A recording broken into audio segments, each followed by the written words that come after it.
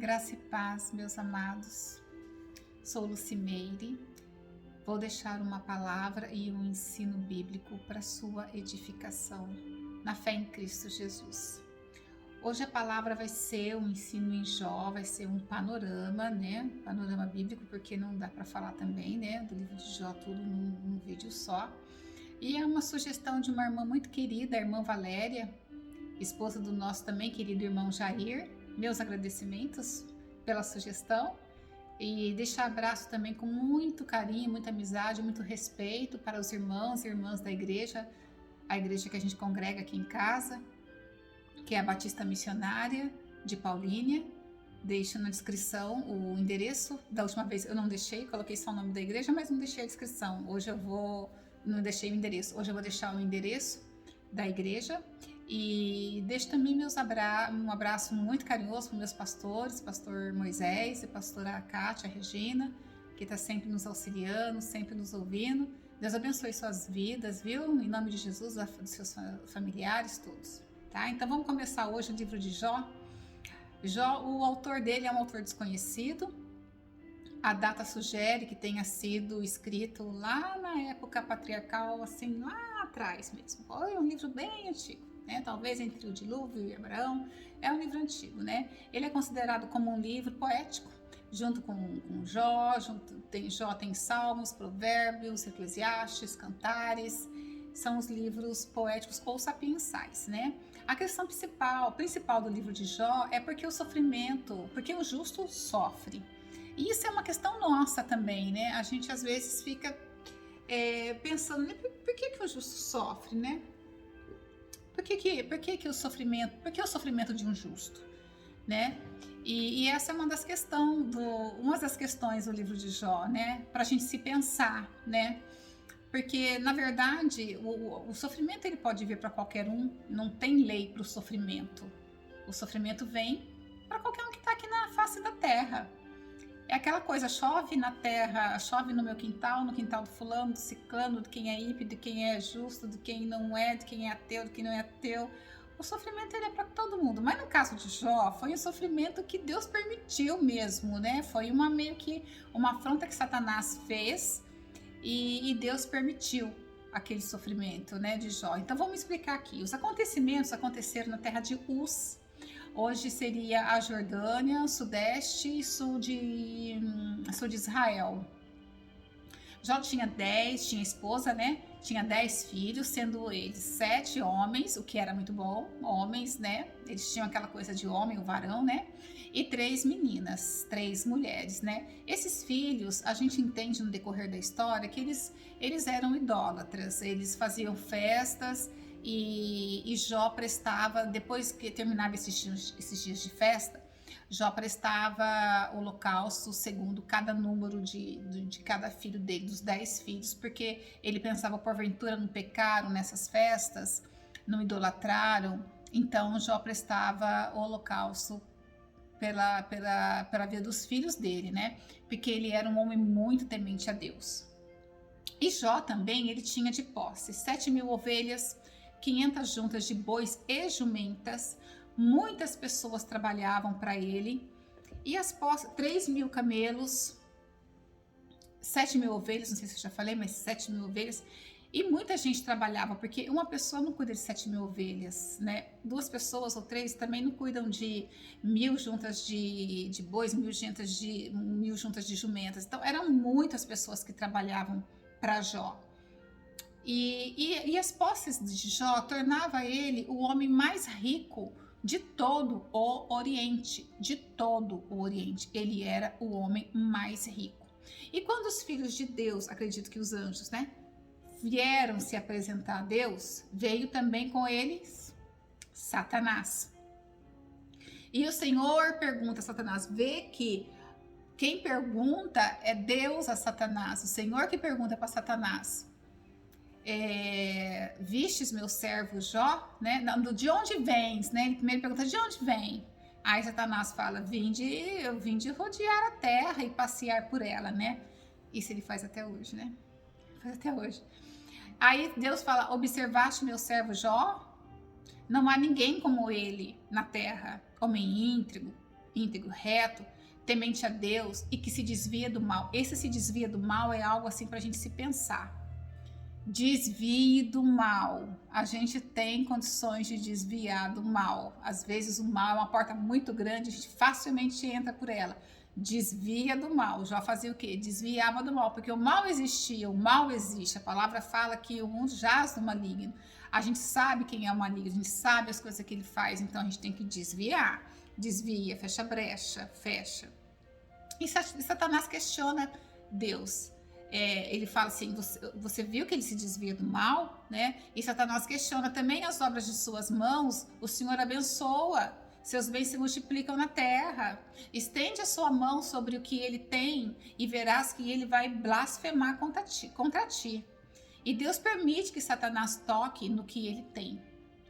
E foi exatamente o que aconteceu. Quando as filhas e os filhos comiam e bebiam na casa do primogênito, veio um mensageiro de Jó, e já falando assim, olha, os sabuceus, esse povo sabuceus é um povo semita, de origem de Sem, um dos filhos de Noé. Ele chega e fala, olha, levaram os bois e as jumentas, mataram os seus servos que cuidavam desse rebanho todo, e só sobrou eu para vir te trazer essa notícia. Ele estava mal terminando de falar a notícia para Jó, veio um outro servo e falou, olha, fogo caiu do céu e queimou as ovelhas, e queimou os servos também, só sobrou eu para vir te dar essa notícia. Ele mal estava terminando de falar isso, entrou outro falando assim, olha, os caldeus, que também é um povo semita, eles se dividiram em 3 bandos e levaram os camelos, mataram todos os seus servos, só sobrou eu para trazer essa notícia. Ele mal estava terminando de falar isso, veio o outro servo dizendo, enquanto seus filhos comiam e bebiam lá naqueles banquetes que eles faziam lá, levantou o vento de 4 cantos da casa, caiu a casa sobre eles, morreram os servos, só escapou eu para vir te dar essa notícia. Então foi tudo de uma vez, coisas tristes, tudo de uma vez aconteceu com Jó, assim, foi uma vez só. E Jó fala uma frase muito usada e muito inteligente. E talvez se todos seguissem a pé da letra, esse versículo dá uma pregação inteira. O sofrimento, né? Nós sofreríamos menos se a gente trouxesse esse versículo para dentro do nosso coração e a gente usasse ele na nossa vida. Depois que ele soube todas essas tragédias que estavam acontecendo na família dele, que aconteceu com ele, ele fala assim, tá lá em Jó 1:21, ele fala assim, nu saí do ventre da minha mãe e nu voltarei. O Senhor o deu, o Senhor o tomou. Bendito seja o nome do Senhor. Esse versículo, gente, faz com que a gente desapegue com qualquer coisa que existe na terra. Se for bens, se for filho, se for o que seja. A gente veio nu, a gente veio sem nada. Tudo que a gente tem, que a gente conquistou, o Senhor que abençoou. Você vai voltar nu, você não vai levar nada. E às vezes a gente fica preso com picuinhas, com coisas pequenas, coisas desnecessárias. E às vezes a gente deixa de viver uma vida boa, uma vida sossegada, tranquila, porque a gente dá valor às coisas pequenas, ou até valor às coisas grandes, mas que deveriam ser pequenas no nosso coração. É lindo ter as coisas, é maravilhoso ter carro, ter empresa, ter uma casa confortável, é lindo, mas isso não pode ser o principal no nosso coração, porque a gente não trouxe nada disso e a gente não vai levar nada disso. Então, você não se preocupe com isso, não coloque isso em primeiro lugar no seu coração. O que ele fala? Olha, eu vim nu, eu vim sem nada do que eu tinha, eu vim sem os camelos, eu vim sem os filhos, eu vim sem as jumentas, eu vim sem nada, eu vou voltar sem nada. E isso vai acontecer com a gente. A gente vai voltar sem nada. Por que se apegar às coisas dessa terra? E a gente insiste nisso, né? A gente insiste nisso. E aí, e nisso... Jó não pega contra Deus. Jó não pega com isso, ele não pega contra Deus. Aí houve outro diálogo, os filhos de Deus se apresentam a Deus e vem Satanás de novo, né? E Deus fala, viste meu servo Jó, homem temente a Deus, né? Homem reto, íntegro, se desvia do mal. E Satanás fala assim, mas toca na carne dele E você vai ver que ele vai blasfemar contra o Senhor. E Deus permite. Então você pode tocar na carne dele, mas você não mata ele. Você toca na carne, mas eu não quero que você mata. Ele tem que ficar vivo. Não tire a vida dele. Satanás toca na carne de Jó e Jó cai doente. Toca na carne dele, ele fica doente, cheio de feridas.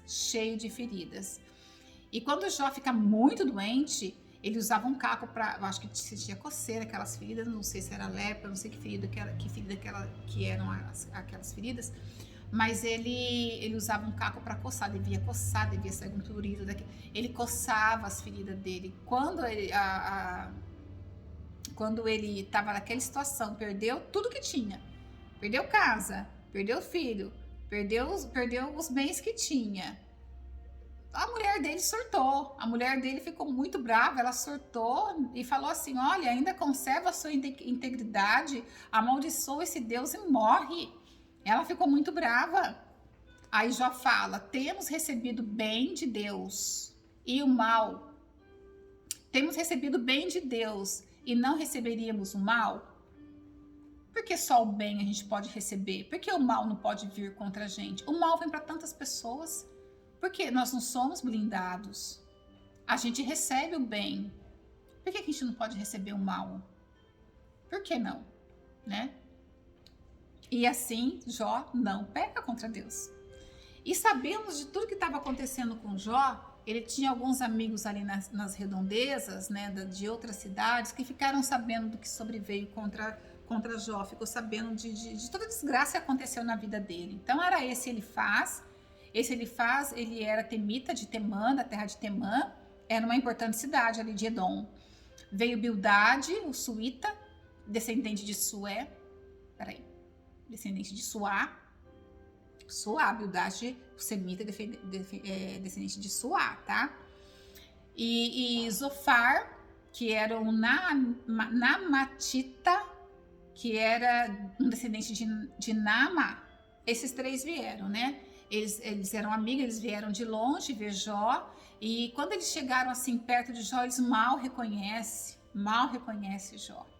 Jó devia ser um homem robusto, forte, né? Aquela coisa, de repente ele vê aquela pessoa tão sensível, tão fragilizada, tão doente, tão miserável, sem nada, era o mais rico do Oriente, e vê sem nada.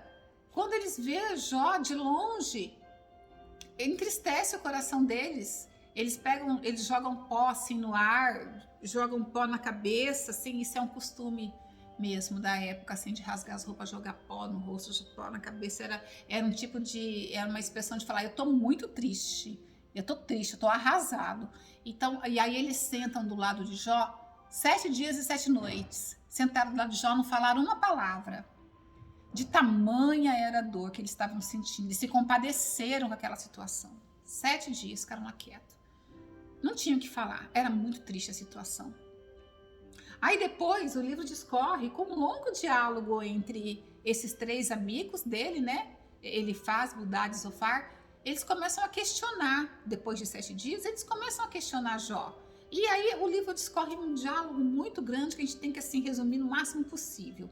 Porque o primeiro, assim, eles compadeciam daquela situação, depois eles passaram a questionar Jó daquela situação. O que você fez contra Deus para acontecer tanta diversidade na sua vida? Você pecou? Porque assim, antigamente, mesmo quando Jesus esteve aqui na Terra, era muito comum quando sobrevinha uma tragédia, uma desgraça, uma doença, a pessoa falava, você pecou? Porque isso aí é de um pecado que você fez. Quem pecou? Você pecou ou seu pai pecou? Você está pagando pelo pecado do seu pai? Por que você nasceu coxo? Por que você nasceu aleijado? Quem que pecou? Tinha isso. E naquela época não era diferente. Mas você pecou porque você tinha isso. Você era o maior de todos nós.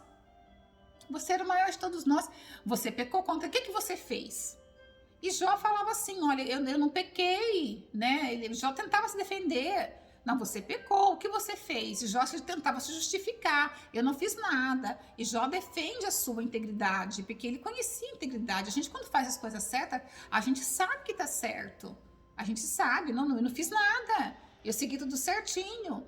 Aí o outro acusa Jó de grandes pecados, Jó defende. e com tantos questionamentos, porque eles queriam entender o porquê daquela situação. Eles queriam entender. E Jó fala: porque eu sei que meu Redentor vive e por fim se levantará sobre a terra. Eu acho uma dessas frases mais fortes e mais linda. Por mais que seja o sofrimento, o nosso... Deixa eu arrumar aqui. Não estou acostumada com essas faixas. Nosso Redentor vive. Ele vai voltar. Nosso Redentor vive. Ele não morreu, ele está vivo, ele vai voltar. Por fim vai se levantar, vai vir aqui na terra e vai acabar com tudo. Então ele sabia disso. Olha, estou sofrendo, tá doendo, tá difícil, mas meu Redentor vive. Acabou. Meus problemas vai passar. O sofrimento não é eterno. O sofrimento não é eterno. O sofrimento passa. Porque nós vamos passar nessa terra. Por mais que a gente sofra, por mais que tenha diversidade, momentos tristes, momentos felizes, vai passar. Uma hora vai passar. E esse versículo é muito usado. Esse versículo é muito usado dentro das igrejas evangélicas, né? Porque eu sou evangélica. Esse versículo é muito usado. E depois aparece Eliú. Eliú era o mais novo. Eliú já estava vendo aquilo. Ele já estava observando aquilo, vendo os 3 amigos, ver a tristeza de Jó. Não conseguia se defender, não conseguia... Não pequei. E os amigos mostrando para Jó: alguma coisa você fez, Jó. Pensa bem, lembra aí... E ele ia vendo tudo aquilo, e ele não apareceu porque ele era o mais novo. Então ele pensava assim: eu sou mais novo, ali tem pessoas com muito mais idade do que eu, deixa eles resolver, deixa eles falarem com Jó. Mas ele viu que dali não saía nada, só saía questionamentos, que Jó mal conseguia, porque nem ele também não estava entendendo completamente o que estava acontecendo. Eu perdi tudo também, eu tô aqui no sofrimento, não tô reclamando. Aí chega Eliú. Aí Eliú chega e fala assim, porque fala assim pros amigos, né? Depois aparece Eliú e ele vai contra Jó e vai contra os seus amigos também. Porque ele achava assim que Jó queria ser mais justo do que Deus. Não existe. E ele condena os 3 amigos porque mesmo não sabendo responder o que tinha acontecido com Jó, porque eles não sabiam responder, mesmo não sabendo responder, eles condenavam a Jó. Você não sabe por que está acontecendo isso. O mundo espiritual, a gente não sabe o que está acontecendo no mundo espiritual. Nem queira a gente saber, porque se Deus abrir os olhos espirituais pra gente, nós vamos ver coisas que, misericórdia, talvez a gente nem aguente. Talvez a gente não aguente. Então, assim, se vocês não estão conseguindo responder o porquê, vocês não chegaram numa conclusão no porquê esse sofrimento todo, para de condenar ele. Vocês estão condenando sem saber o porquê, então não condena, né? E Eliú justifica Deus. Olha, é o mais novo, hein? Vê que Deus usa quem ele quer mesmo, né? Era o mais novo deles. Eliú, ele justifica Deus, ele exalta o nome de Deus, a majestade de Deus, a pureza de Deus, a integridade, a inteligência de Deus, exalta Deus. E depois disso, no meio de um redemoinho, Deus responde Jó. E nessa resposta, Deus fala assim: onde tu estava quando eu lançava os fundamentos da terra? Tem ideias da largura da terra? Onde eu estava quando eu fiz o firmamento, quando eu fiz as estrelas, quando eu fiz a terra, quando eu fiz os mares, quando eu fiz os animais? Onde você estava? Eu fiz tudo isso, né? Deus mostra a majestade, a grandeza dele diante de qualquer coisa. Que qualquer coisa, eu tenho controle de tudo, eu tenho controle de tudo, porque eu fiz tudo, eu criei tudo, inclusive você. Aquela coisa assim. E Jó se sente pequeno, Jó entende a pequenez diante do Todo-Poderoso, diante da grandeza de Deus. Todos nós somos pequenos, somos nada diante da grandeza de Deus. E isso é importante a gente colocar no coração, entendeu? Porque Deus fez todas as coisas.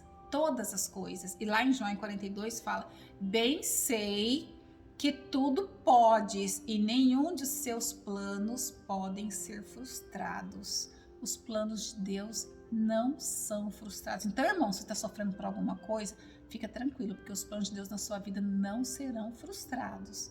O que ele tem para você é seu. Fica tranquilo.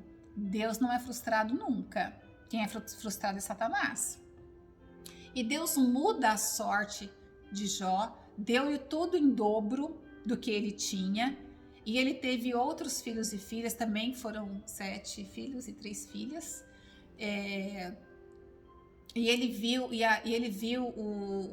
os filhos dele crescer, viu os netos deles crescer, viu os filhos crescerem, viu os netos deles crescerem até a quarta geração, e ele morreu farto de dias, perto daí de uns 200 anos. Jó viveu bastante depois daquilo. Quase aí uns 200 anos Jó viveu, teve uma vida farta, tipo assim, ai, tô cansado já, né? Gente, viver 200 anos, nossa, gente que vive 60, 70, 80 anos, sei lá, assim, né? A gente fala, ai, 90 anos, 100 anos, a pessoa fala, ai, tô cansado, né? Ficar aqui eternamente, ninguém quer também ficar aqui eternamente. Uma hora a gente fala, ai, acho que viver também os 80, 90, 100 anos, cansa, é cansativo, porque a vida também cansa, né? A vida traz algumas coisas pra gente, vai ficando meio cansado, né? E ele viveu 200 anos fartos de dia, tipo assim, nossa, já vivi, tá bom, sabe, tô farto, já tô muitos dias aí. E Deus recolhe Jó, mas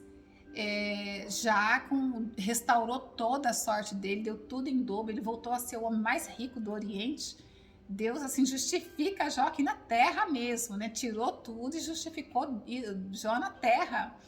Fez todos verem, né, a grandeza de Deus, né? Porque ele foi um exemplo de grandeza aqui, do trabalhar de Deus na vida dele. Foi uma grandeza muito grande que Deus mostrou, né? Mostrou que Deus é Deus, né? Ele dá, ele toma, ele devolve, ele faz o que ele quiser. A vida da gente, nossa vida tá no controle da mão de Deus. Tudo está no controle da mão de Deus. Então, o livro nos ensina que todos nós estamos sujeitos ao sofrimento. E Satanás toca nas áreas. Satanás a gente não pode tirar mesmo a sagacidade dele, a esperteza, né? Porque ele vai tocar na área que você é vulnerável, naquela área que você, assim, que pode até te abandonar, você fazer questionar Deus, criticar Deus, abandonar sua fé. Ele toca nessas áreas. E essas áreas que são tocadas, ela acaba traçando uma linha muito tênue entre você amar a Deus, servir a Deus ou não, que seria os filhos, os nossos bens e a nossa saúde. São as áreas que mais mexem, são as áreas que quando são tocadas na vida de uma pessoa, de um crente, ele às vezes perde até a fé em Deus. Perder um filho, perder bens que a pessoa às vezes lutou a vida inteira para conquistar e de repente perde tudo. Uma doença grave, uma doença que vem para assolar a pessoa, às vezes coloca em xeque o que você sente por Deus. Você fica pensando, será que Deus é justo mesmo e está acontecendo isso comigo? Mas a gente tem que entender uma coisa. Isso acontece com todos. Isso acontece com todos nós. Isso é motivo para a gente se apegar mais a Deus. E você vê que Jó, quando ele estava naquela vida de penúria, de desgraça total, ele não ficava lembrando o passado, mas eu tinha isso, ele nem justificou isso com os amigos dele, ele não ficou lembrando do passado, eu tinha uma casa isso, eu comia isso, eu fazia isso, nossa, eu tinha locais que eu servia para os 10 filhos meus de madrugada, porque eu sabia que eles pecavam, então eu fazia isso, eu tinha uma casa boa, tinha um monte de servo, eu era mais rica, ele não ficava lembrando da coisa do passado, e quando Deus restitui, coloca tudo em dobro na vida dele, ele também não ficou lembrando o passado, tipo assim, Deus, mas eu tinha, né, meus filhos, né, o Senhor tirou, né, eu gosto dos meus filhos, mas e os outros que você tirou? Eu gosto dos meus bens, mas e aqueles que você tirou? Ele não questiona, porque passou, e é um alerta para as pessoas, né, deixa o passado para trás, o que foi, a gente não pode resgatar, porque tem gente que sofre, porque fica lembrando de passado. O passado não tem como mudar. O passado foi, acabou. Você tem que viver o presente projetando no futuro. Passou, acabou. Jó não murmurava as adversidades que ele passou, porque ficou lá para trás, ficou no passado, acabou. E às vezes a gente tenta ressuscitar o passado, e muitas pessoas ressuscitando o passado porque lembrou de alguma coisa que fez lá atrás. Às vezes as pessoas, Deus já até perdoou, mas às vezes a pessoa não consegue se perdoar, porque fica lembrando de coisas que já aconteceu e não tem volta, deixa o passado lá atrás, não fica recordando o passado, remoendo o passado passou, passou, foi, deixa ele lá atrás, passou. E o futuro é nosso, né? Pertence a Deus, né?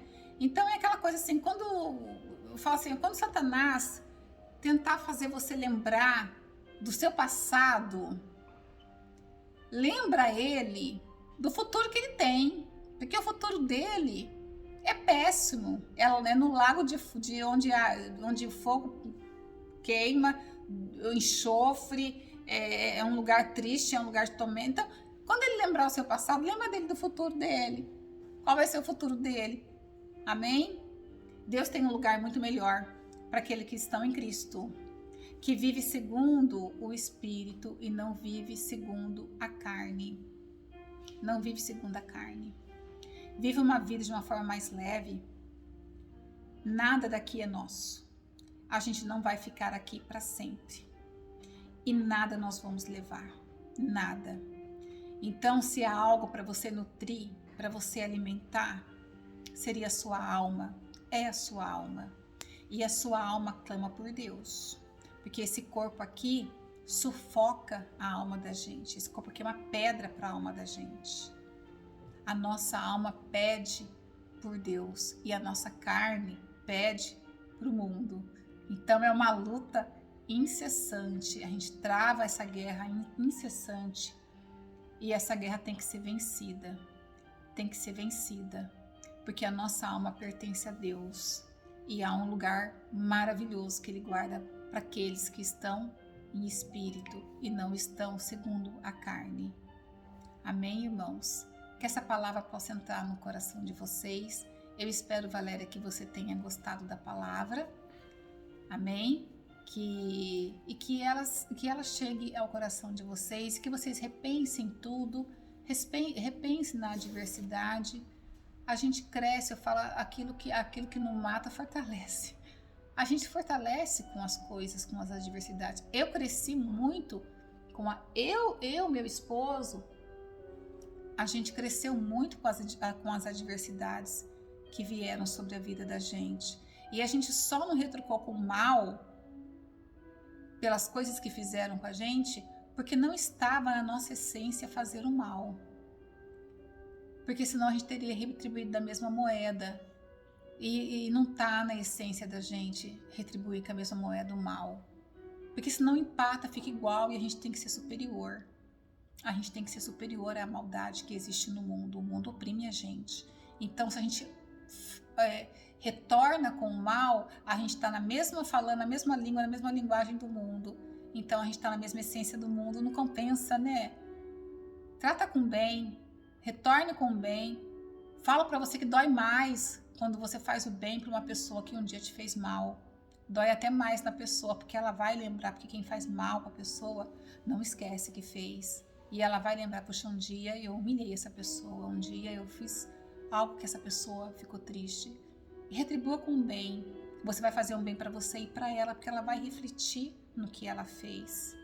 Amém? E a reflexão é sempre boa, engrandece a gente. Amados, fiquem com Deus. Deus abençoe a vida de todos. Olha, tá ventando, hoje tá no friozinho, tá lá em cima, tá ventando, aqui tá frio. Deus abençoe a vida de vocês. Que vocês possam ter dias de paz, de segurança, em nome de Jesus. Que os anjos estejam acampados em volta da casa de vocês. Que não entre nenhum mal na vida de vocês, na vida dos seus parentes, toda sua parentela. A gente sabe que a gente está enfrentando uma pandemia terrível aí, está assolando a humanidade, mas que nenhum mal venha entrar na casa de vocês, em nome de Jesus. Fiquem com Deus. Deus abençoe a vida de todos. Até o próximo vídeo, em nome de Jesus.